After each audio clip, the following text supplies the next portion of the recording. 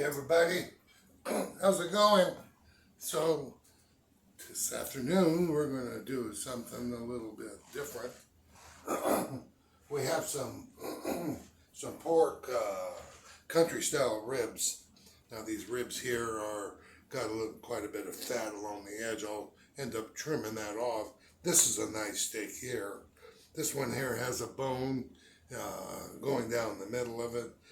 There's not a lot of meat on it, but we'll make do with what we got. I'll add some Montreal seasoning. Really good stuff. And then we'll do some wood-fired garlic. And then we'll add that to it. We're going to do some corn on the cob. And then we're going to do some classic rice-a-roni, the San Francisco treat. So we're going to do that. We're going to do this meat in the air fryer. I want to introduce you to this. If you haven't seen this, these are liners for your tray. So we have a square liner with the edges. Then we have a fat liner that's perfectly square that fits the whole tray. I always like to put that one down, and then if it's going to be a fatty and cooked, and then I like to put hamburgers, and we'll go on this. When you do hamburgers, you want to fold these corners. Let me get this. Excuse me.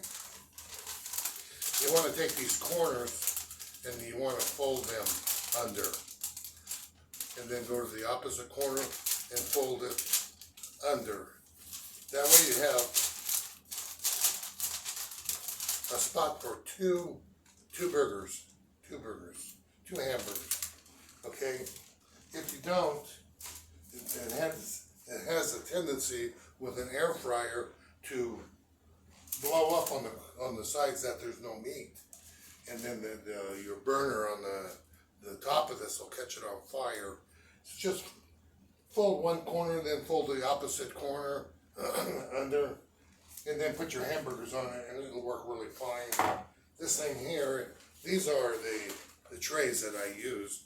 You get about 100 of these things, and it's got a little label on here. I don't have that no more, but you can order these off of Amazon. Walmart has some down there too that may work really good.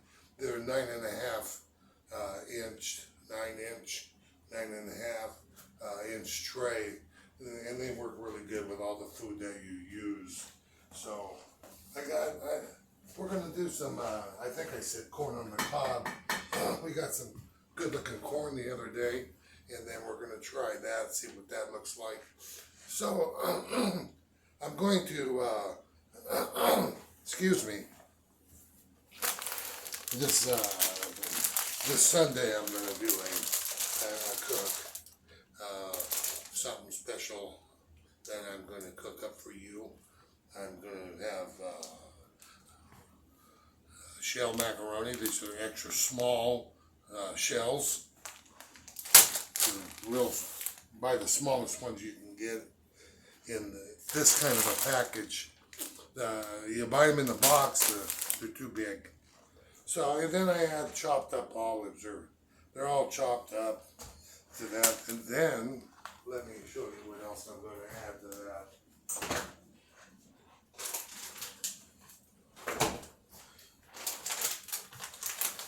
We're going to put cocktail shrimp in there.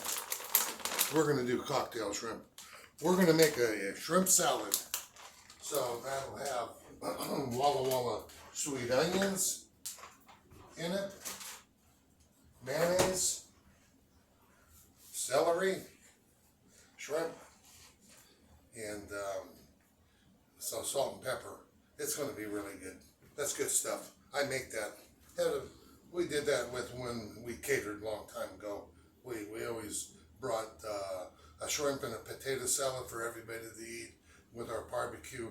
We traveled around the Northwest, and we weren't really the best, but we won a little bit of money, and we had a lot of fun. So, and we did some catering for local parties and stuff.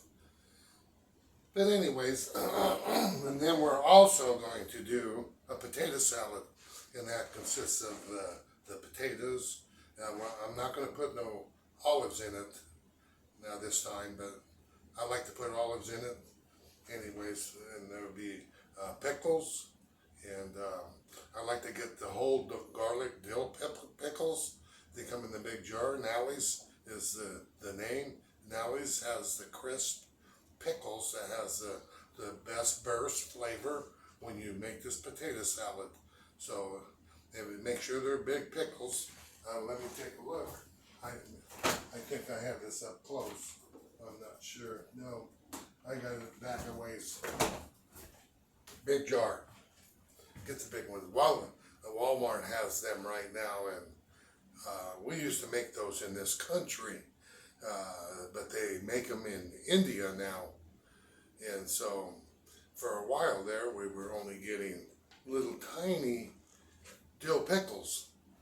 And I don't know why all the big pickles were going somewhere else.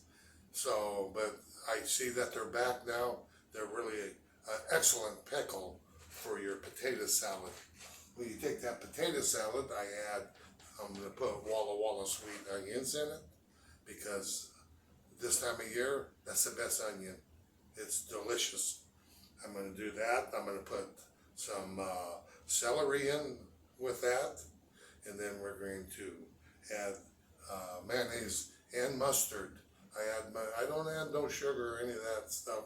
This is salt and pepper. Not a lot of salt either, because when you do this, you're going to have the pickles is going to give you the salt off of that also, and so you want to try just test as you go.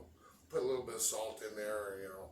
I like a lot of pepper in that salad, so I like to put a lot of pepper, and everybody likes it here. So we're going to do that. I take that, I boil those potatoes, and then I'll boil the eggs. We had to add eggs. I do probably 5-6 eggs with that salad. And then after it's all done, then you cut the eggs into pieces.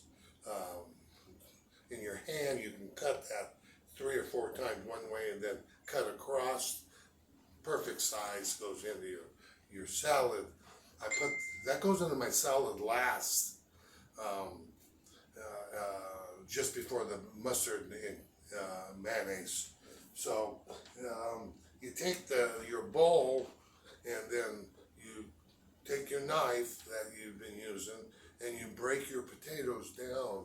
So when you cut your potatoes up, you have little squares so big, but you take those potatoes and then you take your knife and you take the bowl like this, and you break those potatoes down, not to mashed potatoes, but you break those potatoes down to where they're smaller, and then you add your mayonnaise and your mustard to that, and then you put a separate bowl with your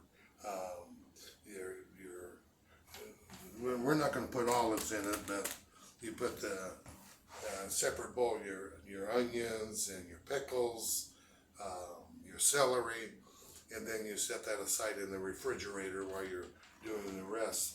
And then once you get all your potatoes broke down, then you take and you add your stuff in the refrigerator to it, and then you can add salt and pepper to it, and then you can add your eggs, then you can put your mayonnaise and mustard in last when you're ready to mix the whole thing up.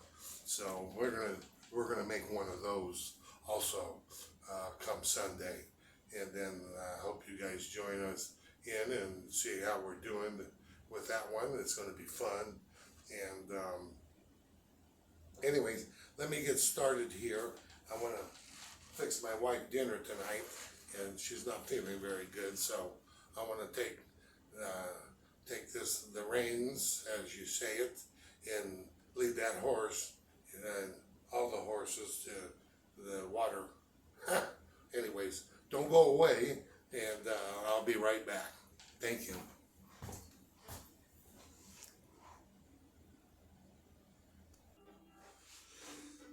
So we seasoned this up a little bit.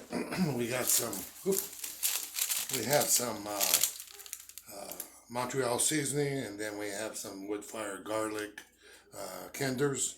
I put that kenders on first because that'll give you it's a fine powder, and that'll give you more of the flavor towards the meat. this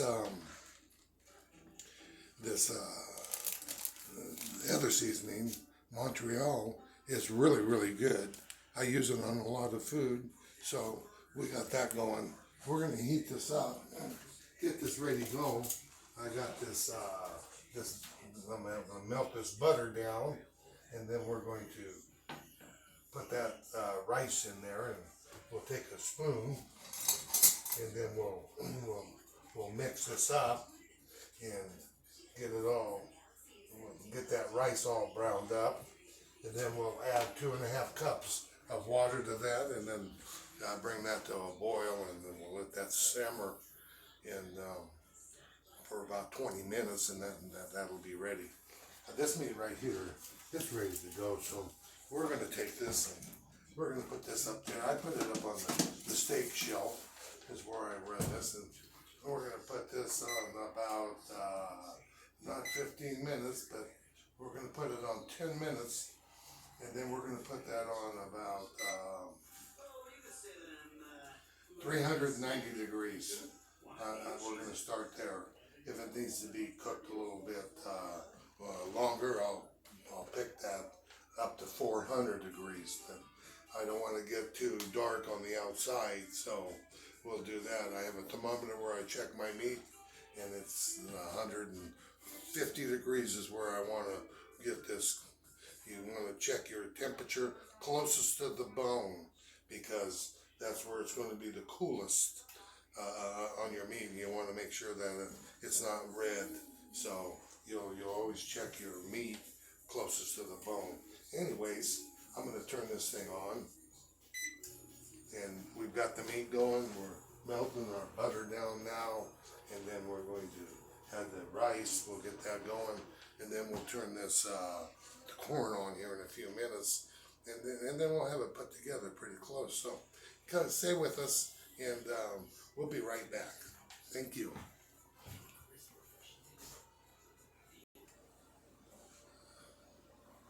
I'm gonna make me some iced tea. I don't know how you make your iced tea, but I'm gonna show you how I do. I'm almost ready to make some more. I put it in a plastic jug, but what I do is I put 15 tea bags in this coffee maker, and I fill the coffee pot up about half full. Then I run that, and then I let it sit for about 5 or 10 minutes, and let that simmer in there, and then I'll add a little bit of water into it to cool it down a little bit. Then I'll pour it into this. You can put the sugar in however you like. You can put a half a cup, or if you like it real sweet, a little bit more. Test it how you like it. I do about a half a cup, maybe a little less. Anyways, it makes the best tea. You love it. Lemon. Gotta have lemon with tea and ice. So, there's a thing where you take these lemon. I don't know if you know this, and most people do know it, but I'm going to tell you about it. I take and I roll the lemon, and I roll it and I roll it. I soften it up. I bring the juices to that lemon before I cut it, so it's going to make it'll bring more lemon out of this thing.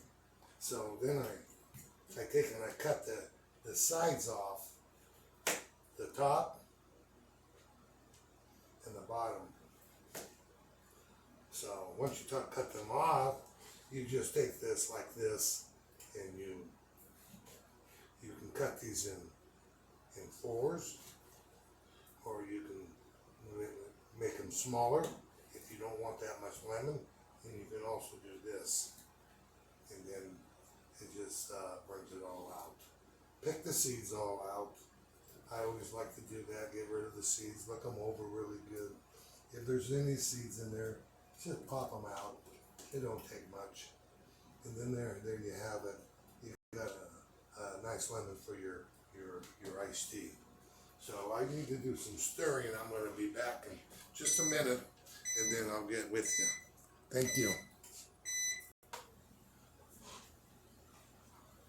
So we're about halfway through, and then we'll flip our steaks over, our country steaks, you know, and when you do this, you can always put barbecue sauce on that. If you like them barbecued, it tastes good. It's a good deal. It's the way to go. So you do that, and I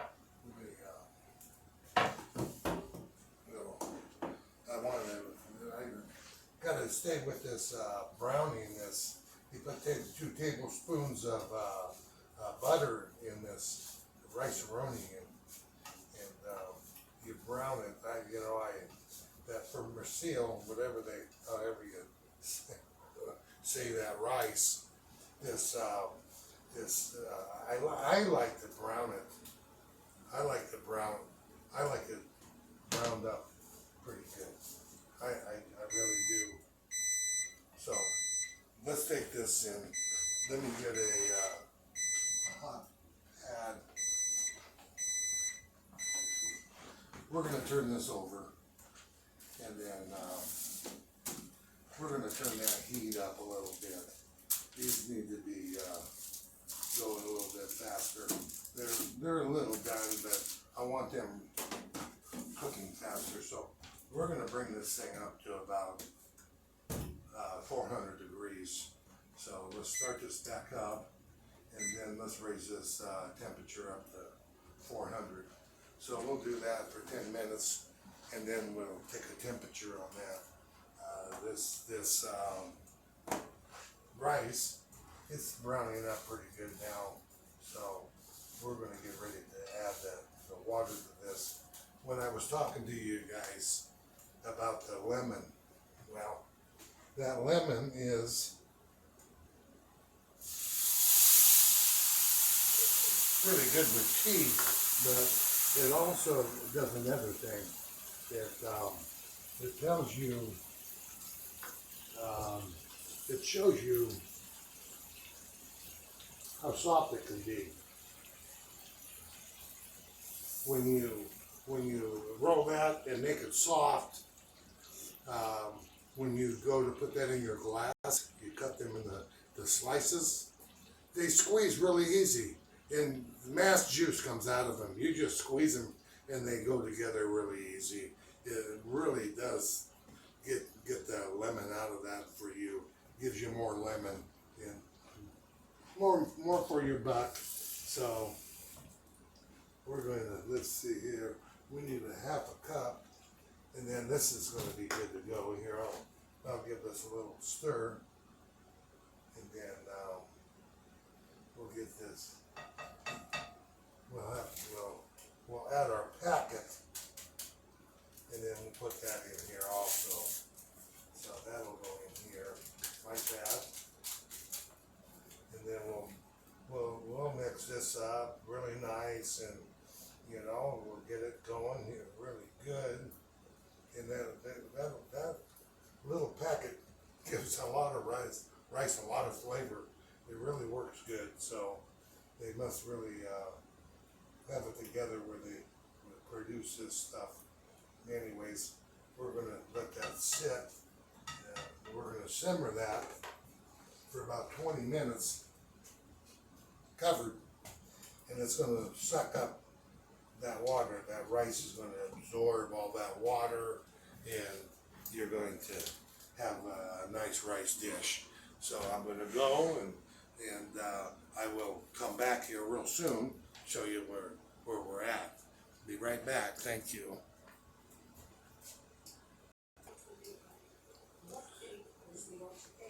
We got this. So we have the wife likes the sliced tomatoes.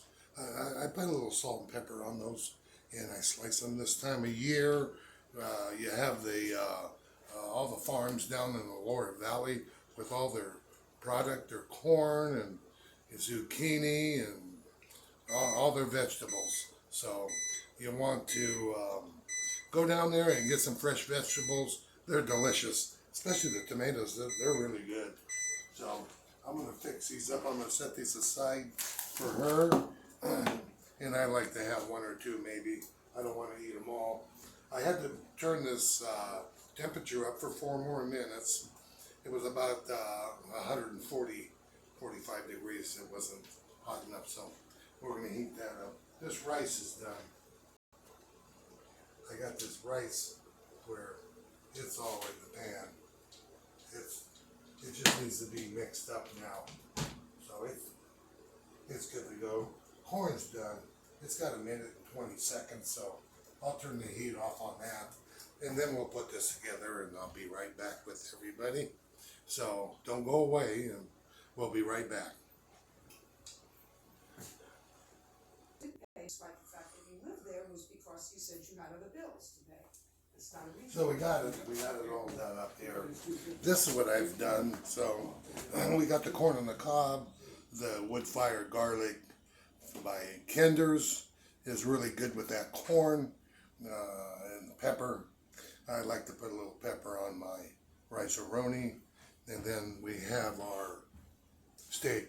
I've got a little bit of fat off of the edge of that, but that's a country-style pork steak, and they're really good. They're just fatty. Got to cut the fat off the sides of them, but other than that, they're really good. So we're gonna back out and go eat this and see how it really actually is. I know it's gonna be good, but you all come on back and visit me, and we'll see you real soon. Subscribe and like and share, and you guys have a wonderful night. God bless you all. Love you, and we'll see you here soon. Bye bye now.